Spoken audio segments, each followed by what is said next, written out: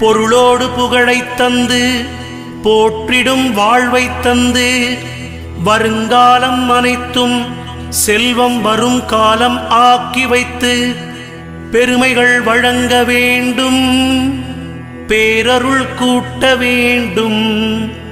அருள்மிகு குருவே உன்னை அடிபணிந்து வணங்குகின்றேன். வருடம் ஓர் ராசி வீதம் வட்டமாய் சுழன்று வந்தே தருகிற பலனை நாங்கள் தங்கமாய் ஏற்றுக்கொள்வோம். வருகிற நாட்களெல்லாம் வசந்தமாய் மாறுதற்கே அருள் தரும் உனது பார்வை அனுதினம் எமக்கு வேண்டும்.